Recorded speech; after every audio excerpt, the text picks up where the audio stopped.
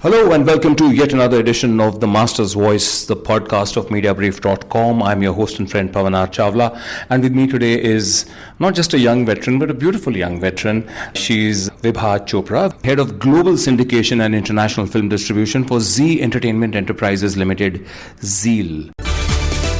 Welcome Vibha to The Master's Voice. Thank you so much, Pavan, for having me here. So let me tell you all a little more about Vibha. Vibha Chopra, head of global syndication and international film distribution for ZEE Entertainment Enterprises Ltd, is an economics graduate with masters in business administration from the University of KwaZulu-Natal, or is it Natal? Natal. Okay.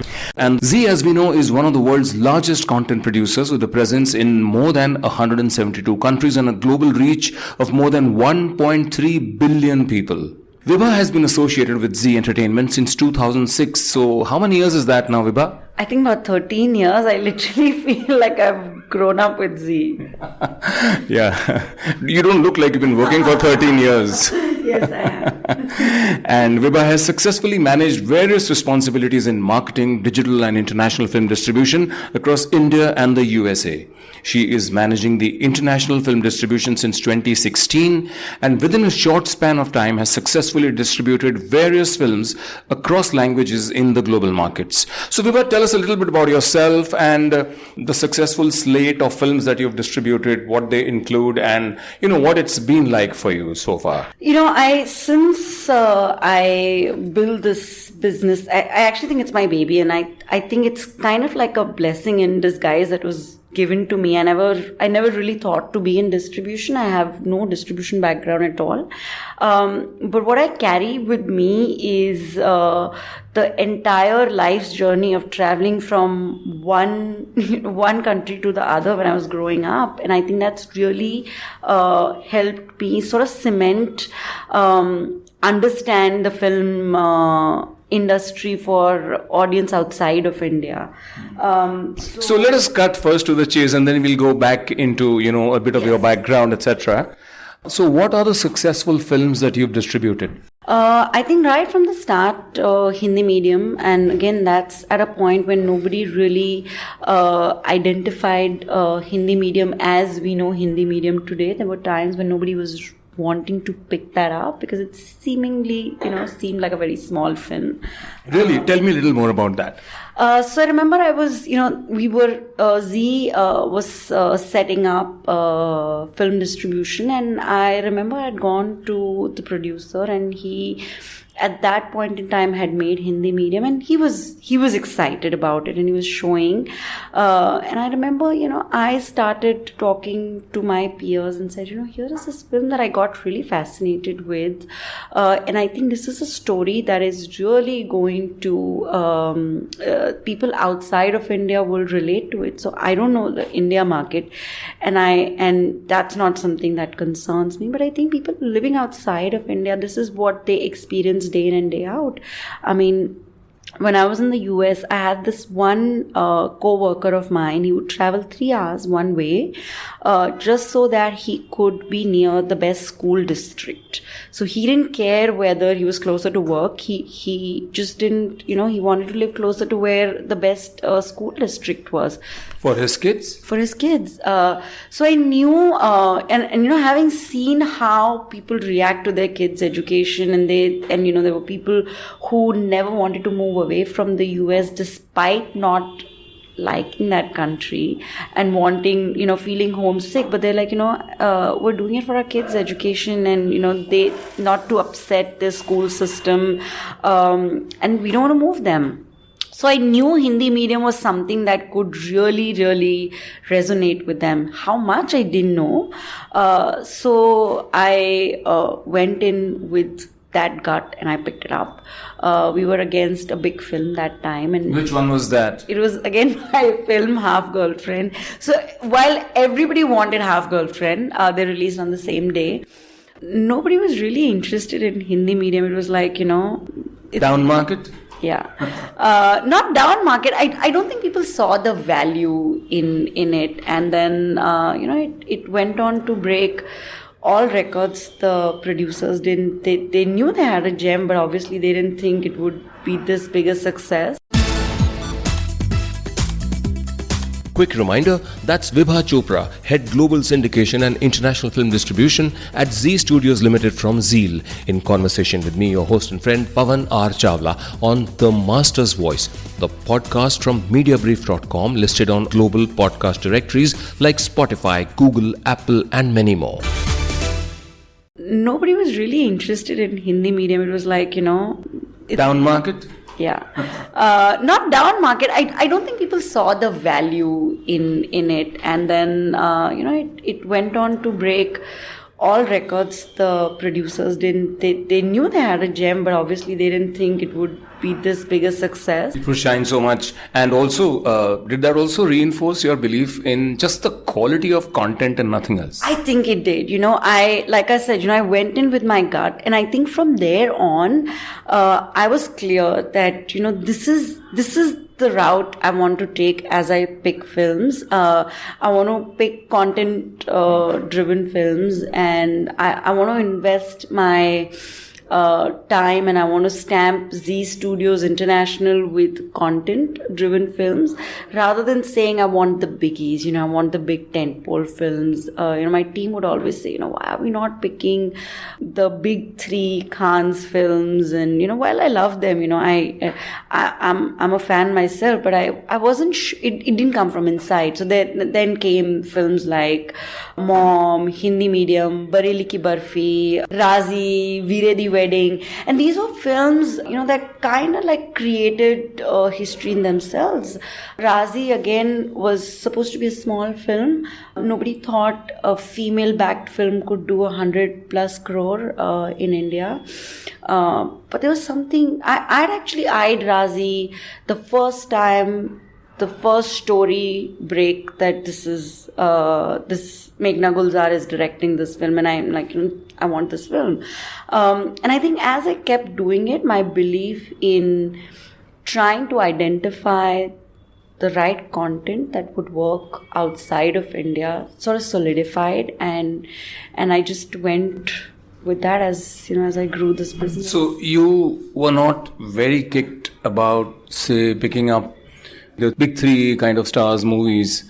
Was that because of obviously the big pressure on the investments up front, and then what kind of ROIs do you get? Of course, that was, for a startup like ours in, 2016, of course, it was a big concern for me that do I have the appetite to take this risk? And I sat and thought, and I think Hindi medium was a big learning, and I also think sort of helped formulate where I wanted to go with this business. Because I'm like, if these are the films that resonate with the audience that I'm trying to get to, then why do I need to put such a high risk investment in big films when you could probably get 4 really nice, good content driven films? And maybe grow that, because why would people invest in smaller films, right? Because I don't think people would have seen, and after we started doing that, and after, other producers and distributors saw how Bareli Ki Barfi is done so well. Secret Superstar. Secret Superstar, honestly, that's Amir, anybody would pick it. But yes, a film like Secret Superstar, a film like Hindi Medium, a film like Bareli Ki Barfi. But I think once we paved the way for it, a lot of other people started seeing value and bigger ROIs in these smaller films. So the Badhaios and the others got their sort of route, Andhaduns and all. Yes. Yeah, super. Okay, now, Vibha, how did this young MBA who had no experience in distribution get this wonderful position as a young postgraduate rather, to create and build upon the global distribution arm of ZEEL's movie business? So, when I was told that this is what, we want you to handle, my first reaction really was that whoever has thought of it has lost their mind, because... And who were you speaking with? Okay, we'll let that go. Yes, I was actually speaking to my boss's EA, and I said, why does he think I can handle it? Because I definitely have no distribution background, and moreover, to add to it, no, there are not very many female in distribution. So I said, I don't understand that. I do thank them because what probably they saw, I didn't see, and I kind of used that to my advantage, because I said, you know what, I can't mess it up. But what are my strengths? I just kind of looked back and I said, I understand the international markets. I understand the international audience. I've interacted with them, so I know what they like, what they don't like. I also don't come with a preconceived notion of how distribution has to be done, because when I took this, a lot of people tried telling me, but distribution तो ऐसे ही होता है, हम ऐसे ही कर रहे हैं.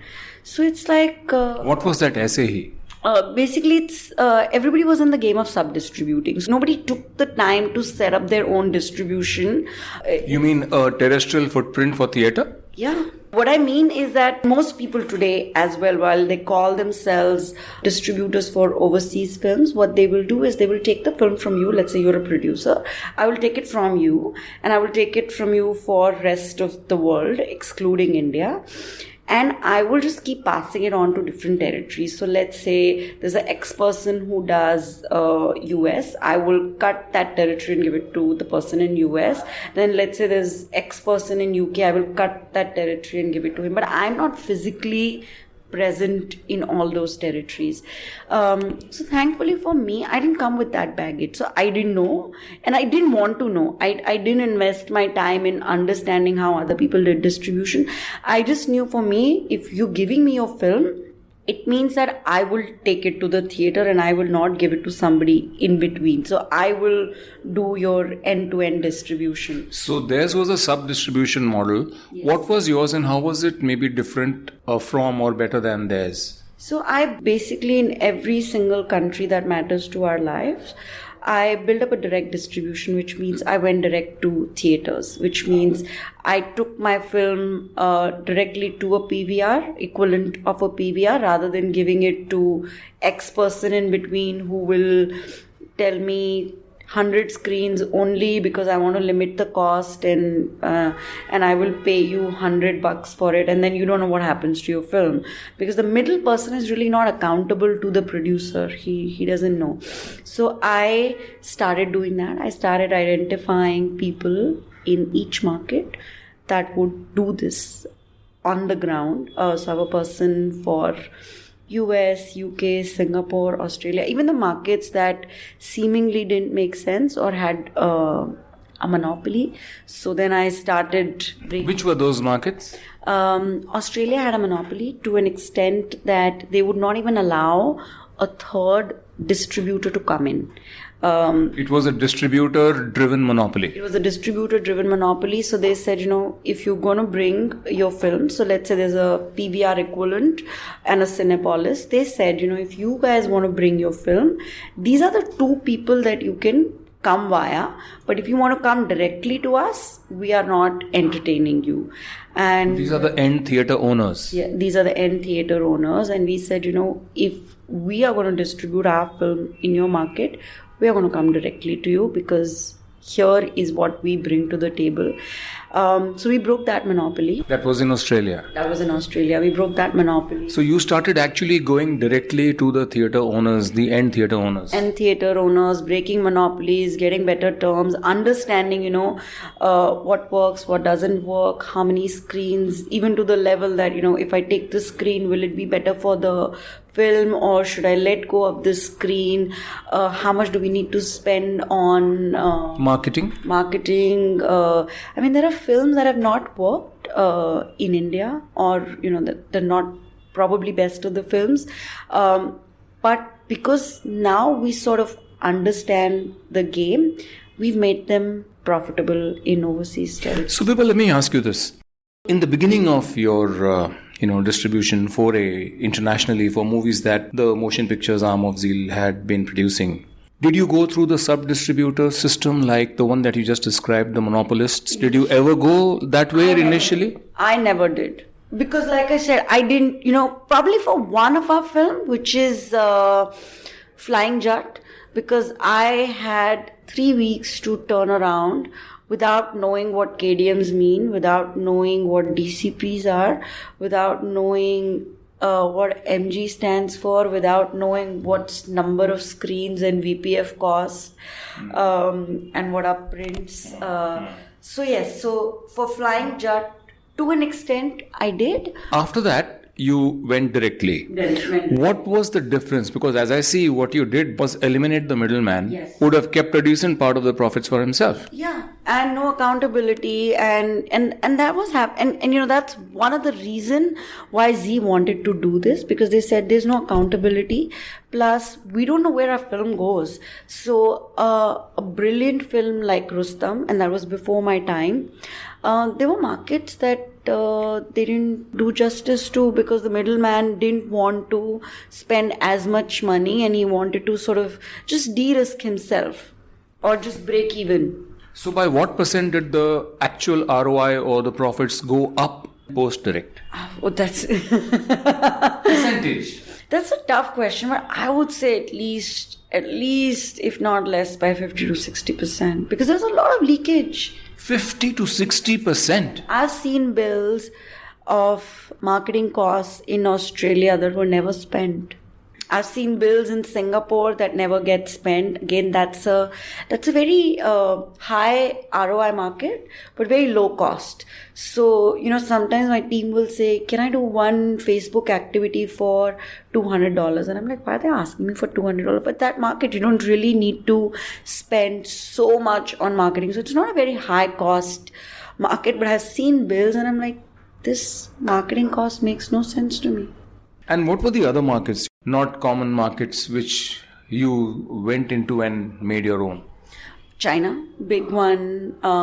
When I came, I was told that unless you're Amir or unless you have an Amir film, don't even go there, because your film is not going to get a release.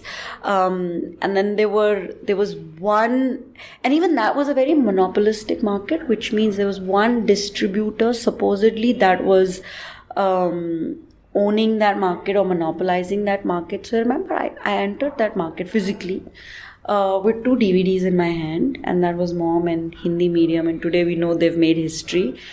And I went to that distributor because I was told that that's the only distributor who will pick it up. And he looks at it and he's like, "But don't waste your time. Don't waste your time.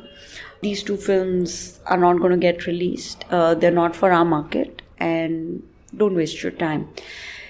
After having spent a week in China, and and I like talking to people. I like understanding, who are they, what are their, systems, socio-culture, cultural, ways of living.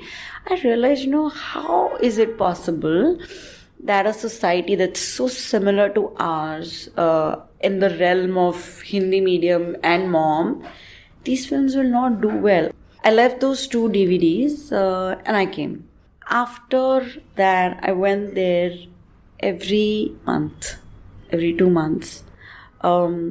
I started building other distributors, talking to other distributors, and realizing that this one distributor had monopolized the market, or seemingly monopolized the market, but there's so much need for Indian movies. And then, one after the other, I just, I realized that Hindi medium could work. Now, Hindi medium is amongst the top 5 all-time Bollywood performing film in China. Mom as well. And what, apart from China, what's always fascinated me is that, having lived in a country like Japan, I know that the Southeast Asian are very similar to us. So I always question The mental makeups. socio-economic, how they are, how their families are, how they react. So I started questioning that why our films cannot release there, or why do they not release there? And then I just started, one by one, opening up markets, not in a big way, but I started opening that up because I saw that, our films will resonate there, and I think we did a pretty okay job. I think you did a stunning job in China, right? Yes. I mean, this year, what was the big achievement this year?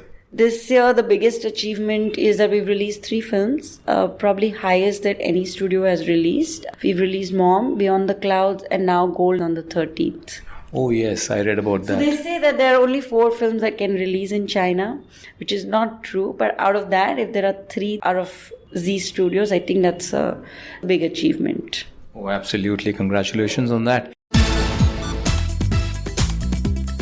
Quick reminder, that's Vibha Chopra, Head Global Syndication and International Film Distribution at ZEE Studios Ltd from ZEEL, in conversation with me, your host and friend Pavan R. Chawla, on The Master's Voice, the podcast from Mediabrief.com, listed on global podcast directories like Spotify, Google, Apple, and many more. So which are the other countries? I mean, you also successfully developed and opened new territories for ZEE, like Saudi Arabia, Turkey, the Netherlands, Russia, Poland, amongst others. Yes. So tell us a little about all that.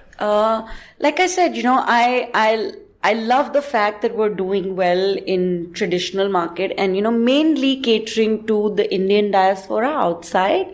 But I always have this thing that, yes, we've gone direct and we've done this, but what next? I don't like the autopilot. So, Saudi Arabia was a market that was opening up and I just wanted to grab that. Gold was the first Bollywood film to get a release there. I saw something in Turkey as well. So I just took the first opportunity that I got. So open Turkey, open Russia, open Poland, open Japan. We've had 2 releases this year. We've released Kesari, mainstream. And in Jan, we're going to release Manikarnika. We've had a release in Taiwan as well. We will have a release in Hong Kong, again mainstream release. This is probably the 5th Bollywood film to release mainstream in that market. I think Indian films can reach beyond the Indian diaspora, and that's really what I'm trying to do. It's not just for our studio, but I think that appetite is there.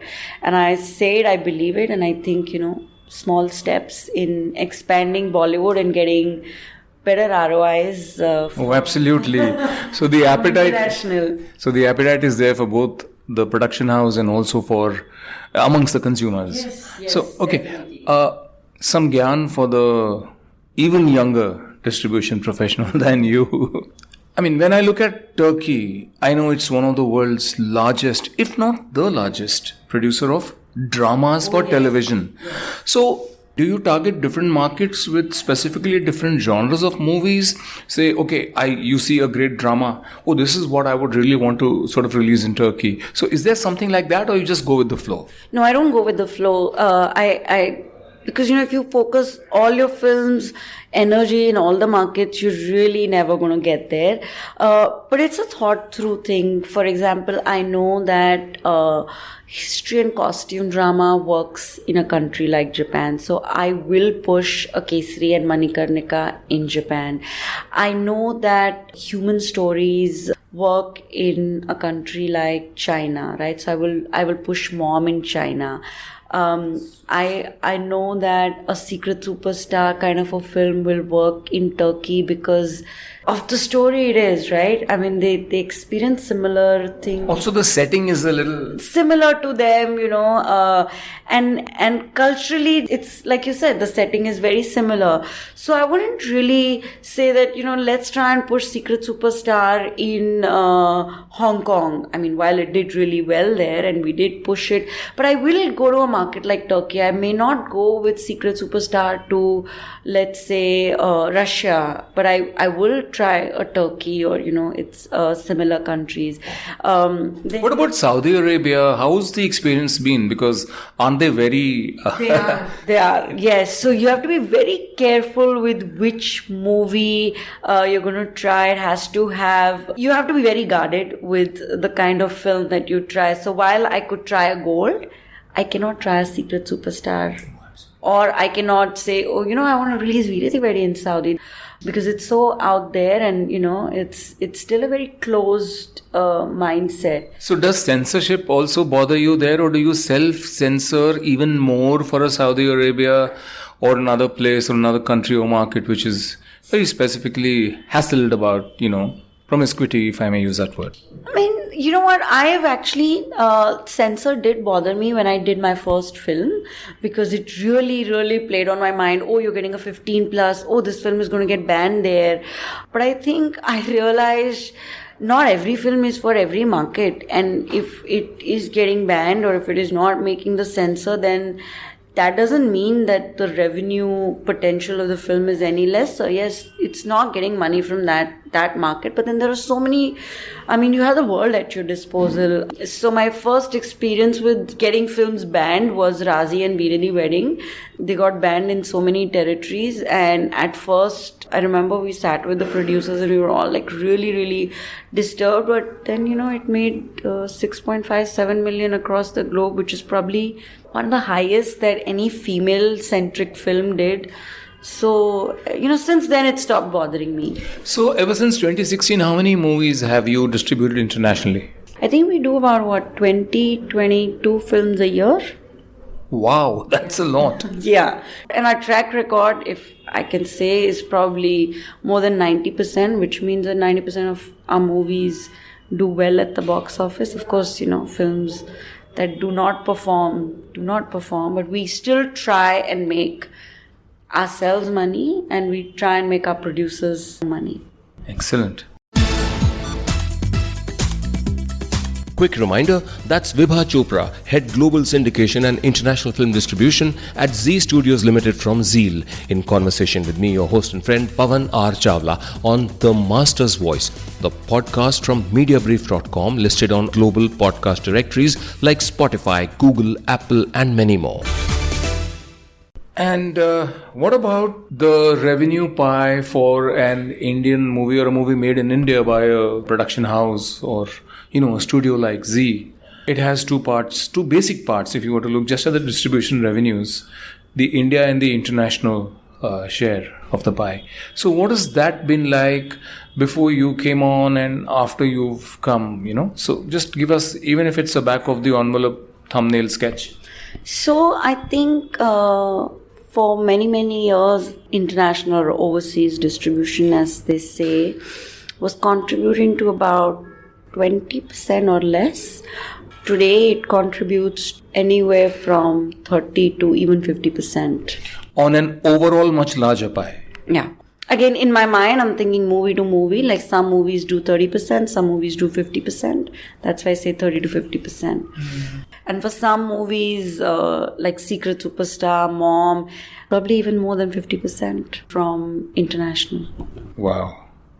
How does it feel to drive that kind of ROI? Very good. And I think it just solidifies the belief that there is a larger market that's probably waiting to be tapped. Okay, let's look at some trends happening now. Look at the OTT platforms, the over-the-top platforms, the streamers. What is your view about OTT platforms distributing movies globally? Because that's the next stop as I see it. If you consider the fact that internationally in the US, one major Indian broadcasting conglomerate has gone ahead and just with one fell swoop taken out the entire terrestrial middle distributors, okay, and they are taking and sort of distributing all their television channels directly to consumers holding a phone which is connected with smart TVs. So, big sound, big picture, everything is there, which means that the entire ecosystem of distributors is wiped out.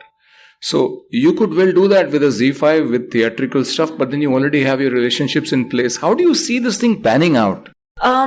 So I have a twofold answer to this, right? I like how this digital evolution that I call is happening across the world, right? And I think what that really does is, and I was, sitting at ATF and we were talking about the same thing. By 2022, there are going to be 400 million paid OTT subscribers in Asia alone, if I have my numbers correct. What that means to somebody like me is, it just means that your content can reach far and beyond what you had thought.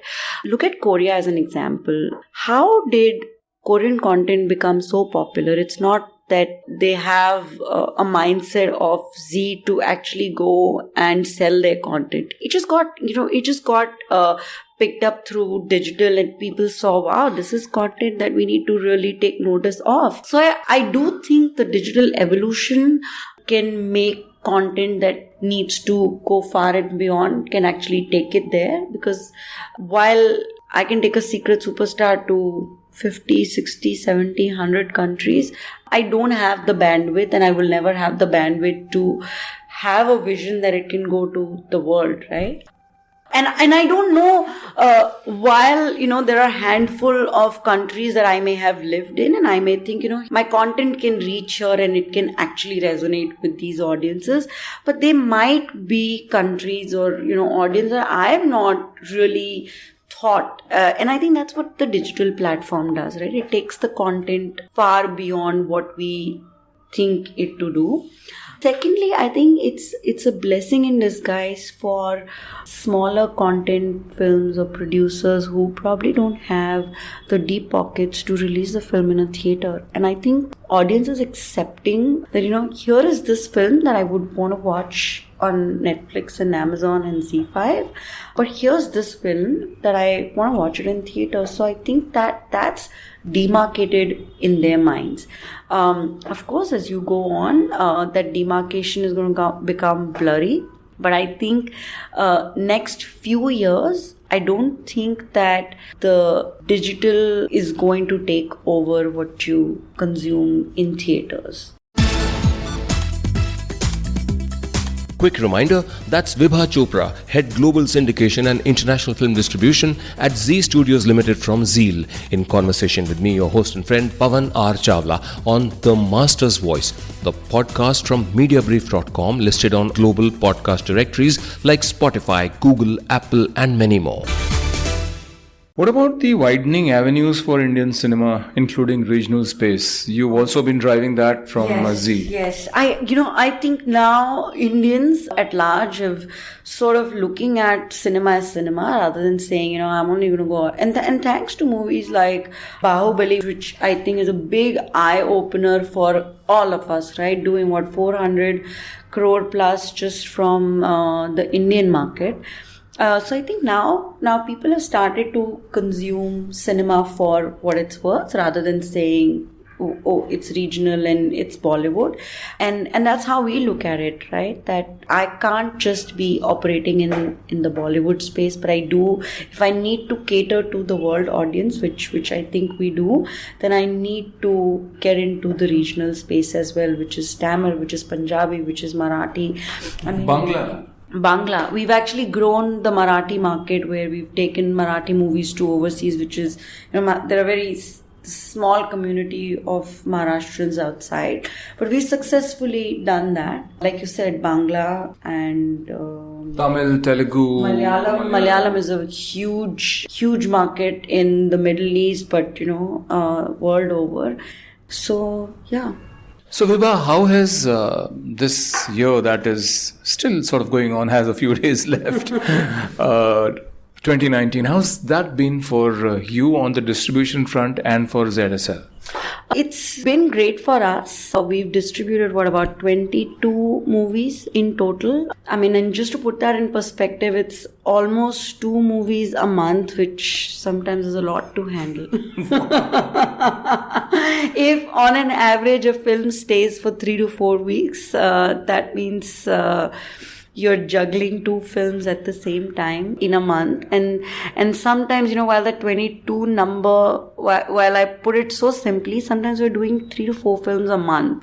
And to manage distributors, manage producers, manage exhibitors, because you have to fairly get screens for, let's say, all the movies that you're distributing. And you have to have that unbiased sort of lookout on how you're going to distribute in various theaters. Like a parent who's impartial to all his kids. Yes.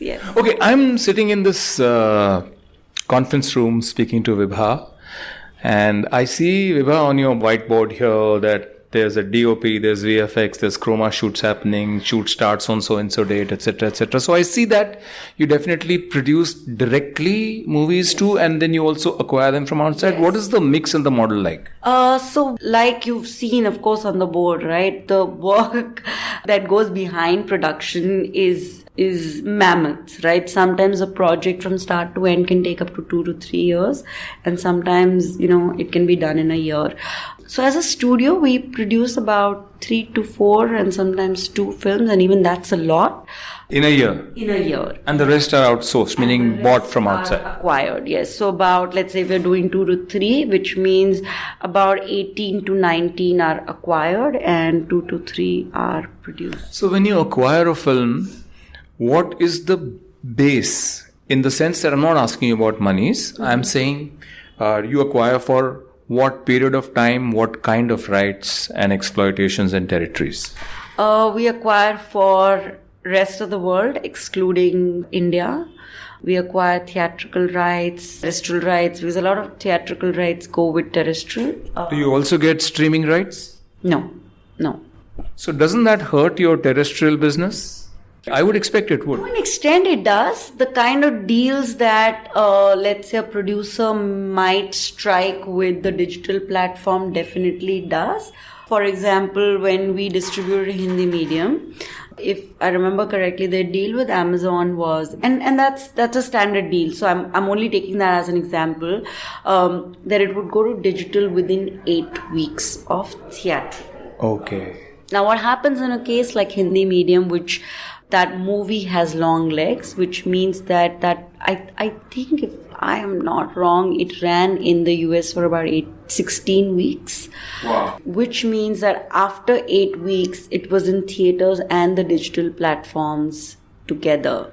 So yes, so the kind of deals that one strikes with the digital platform does impact our business. But we just have to take it with a pinch of salt, because the monies nowadays that the digital platform is offering is too huge for a producer to say no to. Yeah, but then there are markets like UK where the exhibitor has said that unless you have a holdback of 16 weeks with the digital platform, we will not release your film. Okay. Not an easy job. You juggle so much. So you have to really take each market, and then you have to really fight that battle with the producer or with the exhibitor, and sometimes you win, sometimes you lose. Right. So, Vibha, what is your team like? The team that looks after international distribution, how big is it? It's not very big. I fortunately or unfortunately come from a very startup business mind, so we keep it very lean, and I think the fault lies in me. That's how I like it to be. So we have one set of the team which is on the ground in each of the markets. So there are about 7-8 people who are based out of different markets and territories.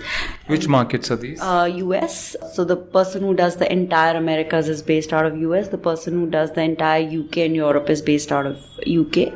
The person who does Middle East, GCC, yes, is based out of Dubai. Then there's one person who does the entire Asia Pacific. He's based out of Singapore. And then... What about Russia and Poland? We have a person in Russia, which is shared with ZEE. Yes, we have a person in Russia. And then we have a person in Australia who does the entire Australia, New Zealand, Fiji. So, yeah. And what is your team like in Mumbai, in India?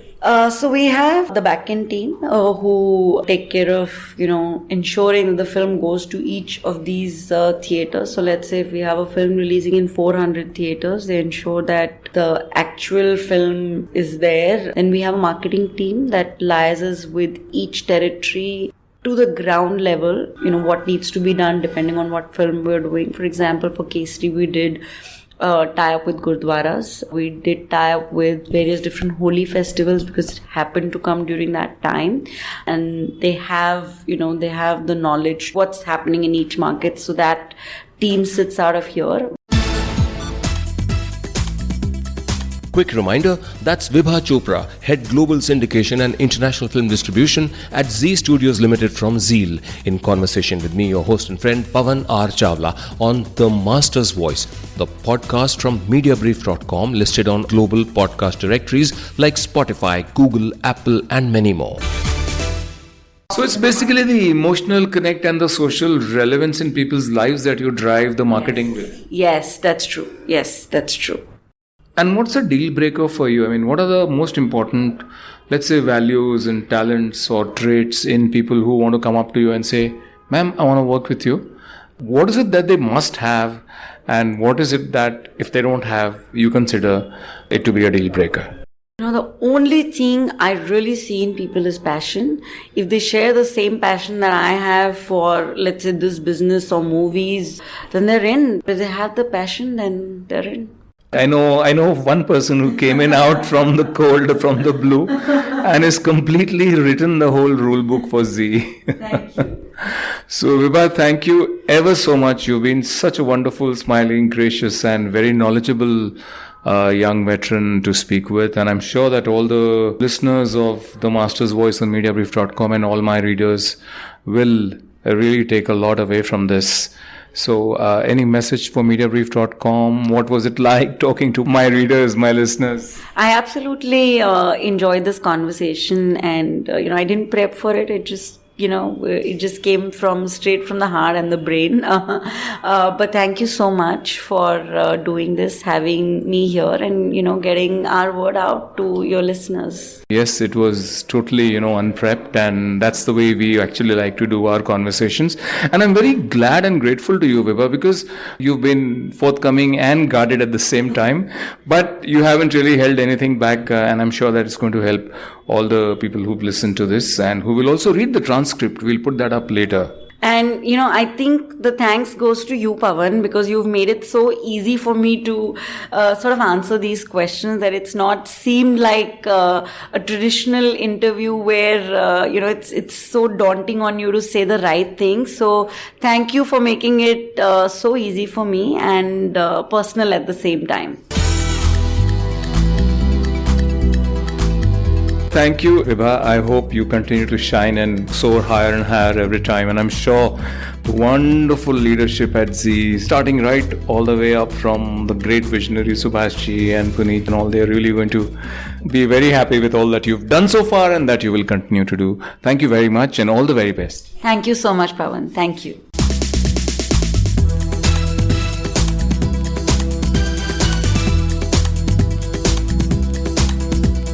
So that was young veteran Vibha Chopra, Head Global Syndication and International Film Distribution at ZEE Studios Ltd from ZEEL on The Master's Voice, the podcast from Mediabrief.com, listed on all the top global podcast directories like Spotify, Google, Apple and more.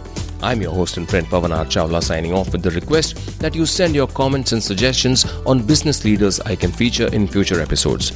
Write to me at newsdesk@mediabrief.com. Thanks for listening. Till the next time, bye-bye.